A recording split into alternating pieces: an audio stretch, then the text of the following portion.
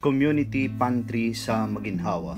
Manila, Philippines, the Maginhawa Community Pantry is not just a small bamboo cart containing fresh produce and other food, but a powerful idea that has come out during this time of sweeping pandemic when many Filipinos don't have the means to feed themselves and their families. It is no wonder that in just 4 days, the idea had spread far and wide. From Maginhawa Street and Teachers Village in Quezon City, the community pantry has been replicated in Sikatuna Village, also in Quezon City, and all the way to Sampaloc, Manila, to as far as Bayumbong, Nueva Vizcaya. The community pantries that had sprung up in various neighborhoods all go by the original Maginhawa tenet of magbigay ayon sa kakayahan, kumuha batay sa pangangailangan, or give whatever you can, take only what you need. The idea is simple enough.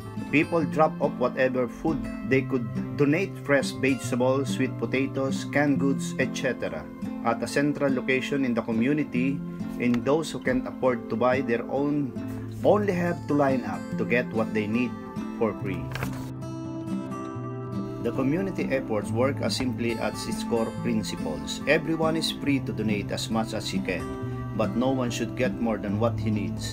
The Maginhawa Pantry is open from 6 a.m. to 6 p.m. and it is restocked throughout the day, either by donors or by Ana Patricia Non, the young entrepreneur who started it. Around 3,000 served in less than a week. The pantry served around 3,000 individuals. Ordinary folk have gone to Maginhawa, a street famous for its holes in the wall, to help sustain the cart in other parts of the metro as well as in the provinces. Ordinary citizens have set up similar pantries on tables or just plain cardboard boxes. This is not a charity. This is like a mutual aid. We're all helping each other. Non told the Inquirer in an interview on Saturday, shortly after the 2-week enhanced community quarantine ECQ was modified in Metro Manila and surrounding provinces. Non scouted for a place where she could set up pantry where people free to give and take food.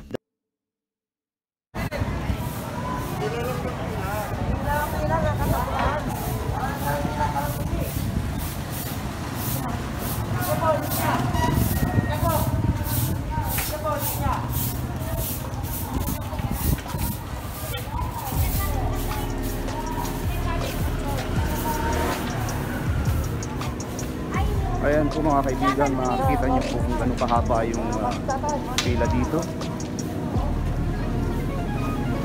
Ayan po, hanggang doon po yan. Sobrang haba.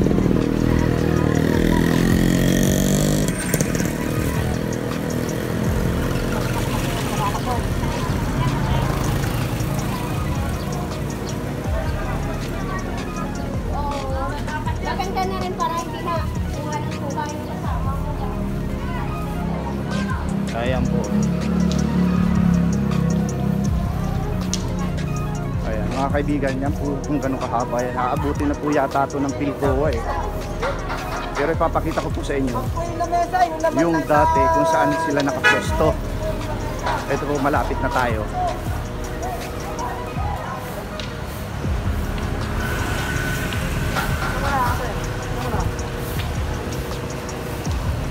Ayan.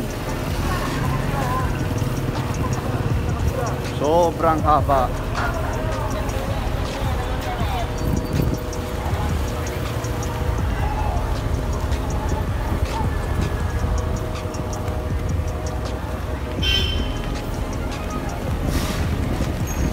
Ayan po. Ayun, mga nagtatakbuhan pa yung iba. Ayan. Grabe haba.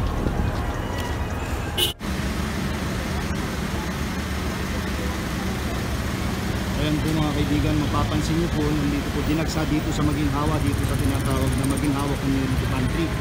At nagdadagsaan din po yung nagbibigay dito ng donasyon. Ayan po, mapapansin nyo sa ating harapan, ABS-CBN, UNTV, GMA. Ayan po. Ito po, nandito yung kanilang mga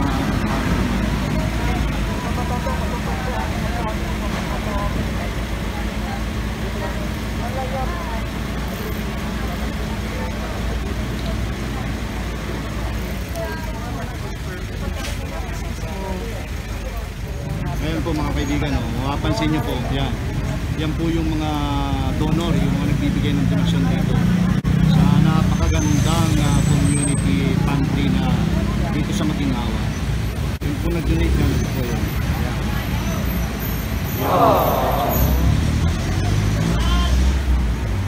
Ang dami po dito mga malalaking network.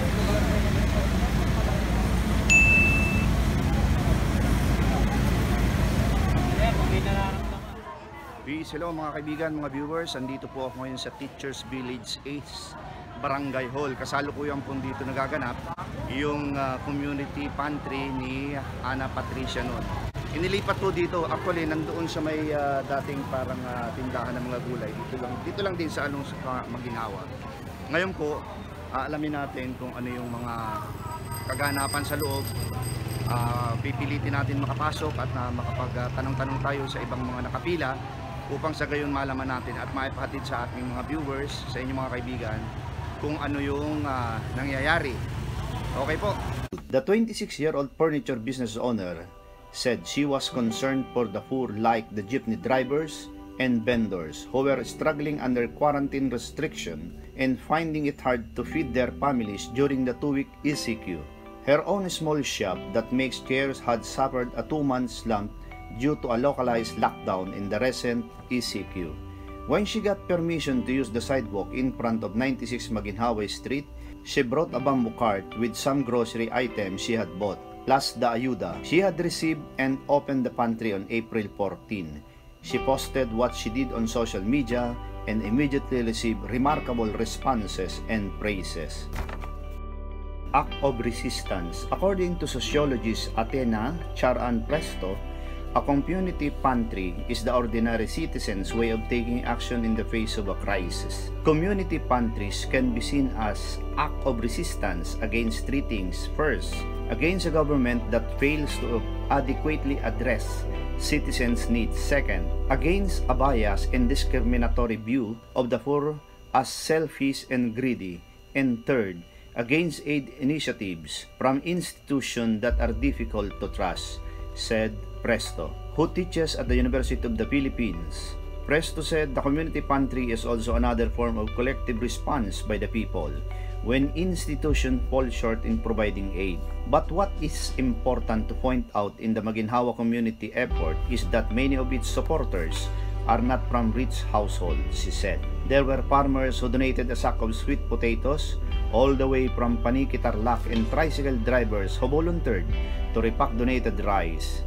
It goes beyond the mainstream and elitist notion that in donation drives, only the rich provide for the poor, she said. Yan pong nasa aking likuran ngayon, yan po yung dating pwesto nitong community pantry ni Ma'am Pat noon. Ayan po. Ngayon, siguro nakipag-coordinate sila ngayon sa barangay, kaya nalipat sila doon. Sa unang pinakita ko, doon sa Teachers Village East Barangay Hall. Ayan po.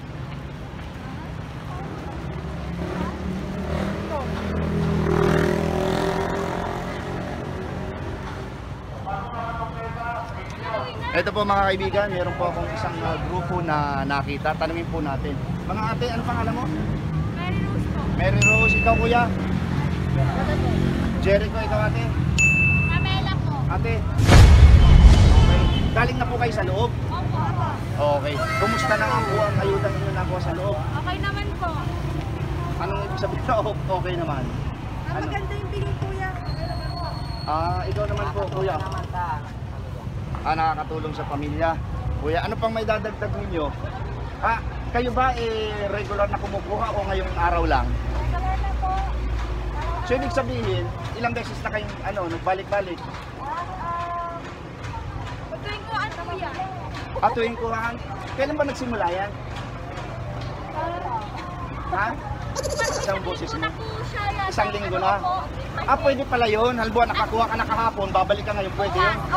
Ang galing po mga kaibigan. Ganun pala po yung proyekto dito. Lalo na po ngayon, wala pong trabaho. Oo. Kaya nakakatulong po siya sa pang-araw-araw. Ito na lang. Huling katanungan ko sa inyo. Ano yung masasabi nyo doon sa nag-organize ito, lalong-lalo na kay Ma'am Pat nun? Sige. Sige. Maraming salamat po sa ginawa niyo na itong program niyo. Malaking tulong para sa aming mahihirap, sa mga kailangan po. Sana po, mas marami pa po kayong matanggap, para mas marami pa po kayo matulungan. Okay. Ikaw naman ate. Yung sinabi ni Hat, ganun din sasabihin nyo. Okay mga ate ha, maraming salamat sa inyo ha. Ayan po mga kaibigan, nakapansin niyo po. Dito po ang start ng pila. Ayan po, makikita niyo kung gano'n sila kahaba. Then, dito sila papasok. Ayan po, basketball court ng Teachers Village East. Then, dun sa exit, dun sila. Sa may likuran. Ayan po.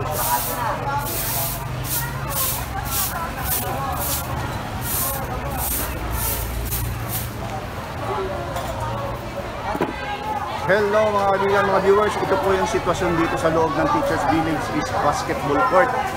Ayan po sila. Halos lahat ay busy.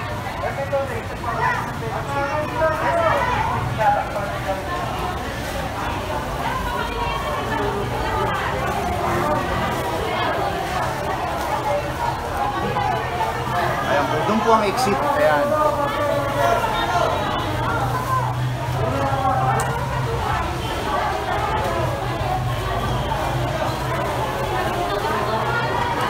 Mamaya sisikapin natin makausap si Ma'am Pat.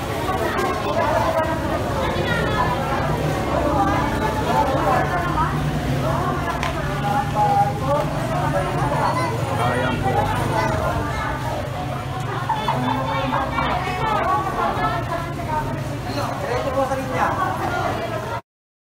Built on trust. The pantry system is built on trust, and none believes that people will only take what they need and will be patient enough to stand in line to get it. I think that we should integrate with basic masses so that we can get to know them, so it can dispel our preconception that they are greedy. Let's focus on those who are truly self-serving and those who owe the citizenry. None said on Facebook in response to concerns that some of the poor would take advantage of the free food and get more than what they need. She said she saw a homeless man who took only 2 oranges from the cart despite encouragement from other people to get more. The man told them, "This is all I'm going to eat." 2 street sweepers, who each got 1 head of cabbage, said that was just enough for a soti for their families. None observed that some have taken more than what they appear to need, but she withheld judgment. Temporary solution. Maybe we are not in the right position to judge others when we can afford to eat 3 times a day. Our struggles and privileges may be different. It's possible that the person taking more goods has a big family, or he lost his jobs, or he doesn't know where to get their next meal, she said. None said that she's happy with how her effort had been appreciated and adopted, and with how people in communities were uniting to help each others. At the same time, she was sad that such community pantries had to be established in the first place. They are sprouting in other areas because many people are going hungry and need help to get food, she said. This community pantry is only a temporary solution for empty stomach. Food security services, those are different things, and normal citizens do not have the budget to initiate those big projects, None said. Mga kaibigan, meron pa akong nakitang isang grupo pa. Ate, mga taga saan po kayo? Ako taga UP Campus. UP Campus. Ang patakaran po dito sa community pantry, basta taga Quezon City pwede. Hindi lang exclusive dito sa dito sa Maginhawa, mga taga Maginhawa. Ngayon po, kumusta naman po, nakakuha na kayo ng ayuda? Okay. Ano naman po yung masasabi nyo sa organizer? Ay, maganda po ang nila ngayon, patakaran. Mabilis. Mabilis ang patakaran ngayon. Po kami nandun, nakarating po kami. Oo nga po kasi ang pila, tinignan ko kanina hanggang Pilcoa. Pero mabilis pa rin yung flow. Okay. Ito ate, ano masasabi niyo po? Salamat. Kuya, ano sa? Maganda ngayon kaysa sa mga nakaraan na pila. Ito pa isa. Ilang araw na ba to? Pang ano natin, Isang linggo na ba? Ay, hindi na naman. Pero kami, pangalawang beses pa lang natin. Ang iniisip ko po kasi, pag kumuha ka ngayon, hindi ka na pwede kumuha bukas, pwede pala. Huwag lang yung pila mo lang ngayon, balik na uli. Yun lang ang masama. O sige po, gusto niyo pong magpasalamat sa organizer. Maraming salamat po. Salamat po sa organizer. Takbo lang. Ano po, pakibigaya. Oo, at yung nakuha niyo ayuda ay malaking tulong sa pamilya. Araw na lang. Pangandala sa birthday. Okay. Mga ate, maraming salamat at ako yung pinabigyan sa akin pag-interview sa inyo. Ha? Okay. Presidential spokesperson Harry Roque said the community pantry was laudable and showed that Filipinos could band together during a crisis. It exemplifies the Filipino bayanihan spirit during this challenging time of COVID-19, Roque said in a statement. As we have said in numerous occasions, we cannot defeat the COVID-19 pandemic alone. We need the support and cooperation of everyone, he said. Roque said the government was giving 1,000 cash assistance each to 22.9 million low-income earners affected by the ECQ in Metro Manila, Bulacan, Cavite, Laguna, and Rizal. Some government critics see the emergence of community pantries as an indication of inadequate government assistance during the pandemic. None noted that some cities and villages have set up community pantries and asked for donations. She discourages that as local government have money to allocate for the food security of their constituents, if people shoulder the cost of these projects, that would be redundant because we already shoulder the taxes, she said. Hello mga kaibigan, ako po'y pinalad ngayong araw dahil kasama natin ngayon si Ma'am Pat, yung organizer nitong community pantry dito sa Maginhawa. Ma'am Pat, maraming salamat po dahil ako yung pinagbigyan sa akin kahilig na may interview po. Ako po si Rodel, welcome sa aking Rodel's Vlog. At kami rin po sa aming simbahan sa Holy Cross Parish ay lagi kaming mayroong tawang-tawa. Ako po'y bumibilib sa inyo, kaya ako'y naging interesado na kayo makunan kahit man lang konting time mo. Ma'am, ito po yung aking napaka-importanting tanong sa inyo po. Ano po yung pinakakahulugan ng inyong pag-organize nitong community pantry na po? Para po kasi sa akin, ang mga tao may natural na kabubuhan. Opo. Pero hindi naman kasamaan, hindi perfecto tayo. Pero yung kabubuhan, kaya-kaya natin naman.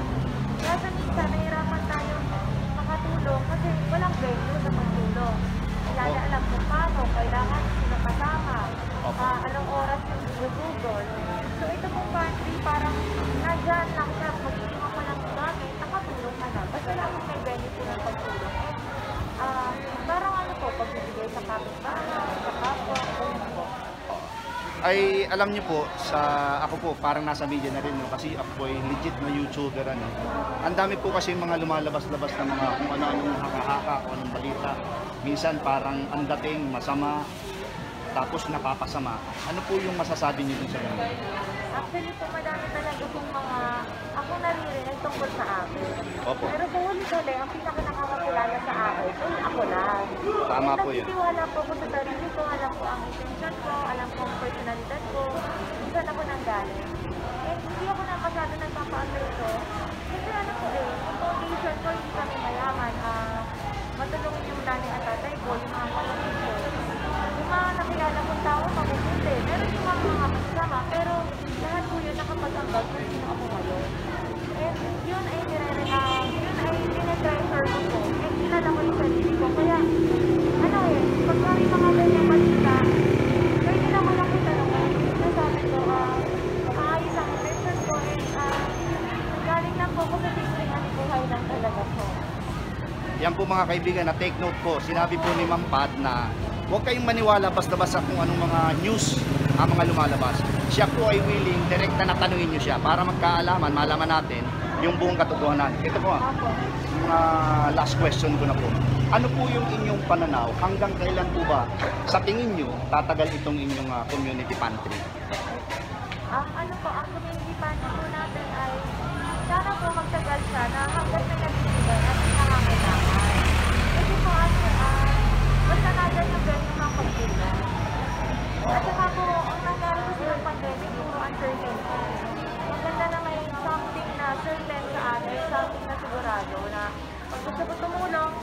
sobrasahin ko, sobrang grocery ko, may paglalagyan ako. Pag Oh. gutom ako, alam ko kung saan ako pupunta kasi andyan lang yung pan.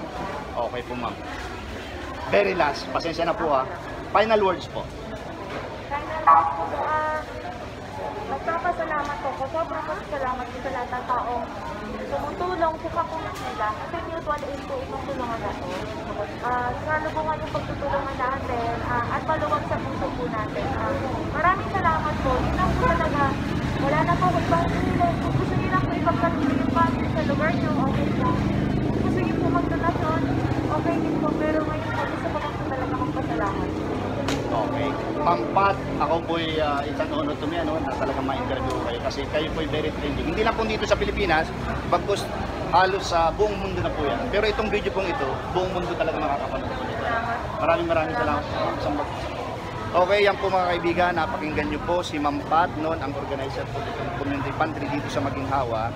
At kasalukuyan po dito sa ginanap ngayon sa Teachers Village East Basketball Court. Before po doon sa tawag nga po doon sa Maginhawa. Ma'am, sa mulit-muli, maraming salamat po ha. Okay. Ayan po mga kaibigan, meron po akong pahabol, isa si kumpare, paring Gaga, at saka si Bro, ang pangalan mo? Joey po. Si Joey. Ano ba? Sige, baka meron kayong gustong sabihin. Kami yung tumutulong sa paglilipat nito. Mga gulay, saka good. Pag-assist po sa security. Okay po lang. Mga dinudunit po ako po yung nagdadala dito. Okay. Tulong po. Okay yan po mga kaibigan. Mga kaibigan, para kitang-kita ka mga kaibigan. Ito pong video ito po ang pinapaalam ko sa lahat ng aking mga viewers na ito po ay alamin po muna nating mabuti lahat-lahat kung ano talaga yung nangyayari dito. Huwag po tayo basta maniwala sa lahat ng mga news na lumalabas na minsan meron paninira, meron namang ang dating ay hindi. Ngayon po, yan lang po ang masasabi ko. Kaya sa mulit-muli mga kaibigan, yan, si Jack, yan, matagal ko rin kasama sa simbahan niya sa Claret. Ayan po. Jack, meron ka bang masasabi, Jack? Nagpapasalamat ako sa mga sumusuporta sa vlog ni Kuya.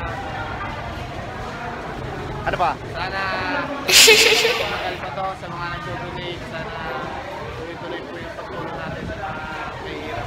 Ayan po, napakinggan niyo po si Jack. Very close po siya kay Ma'am Pat. Okay, sa inyong tatlo ha, maraming salamat. Okay, God bless. Wake up call. Non said that the growing number of community pantries was a wake-up call that is telling the government about the people's great need for aid. The community pantry has been open for less than a week, and Non said that the bamboo cart on Maginhawa Street would stay there as long as there was some food to spare, and someone was in need. It can be there every day. Maybe it won't contain anything for a day, but on the next day, it may have a lot. As long as we have extra food in our homes, I know where I can place the extra food, and I know someone who needs it can take it, she said.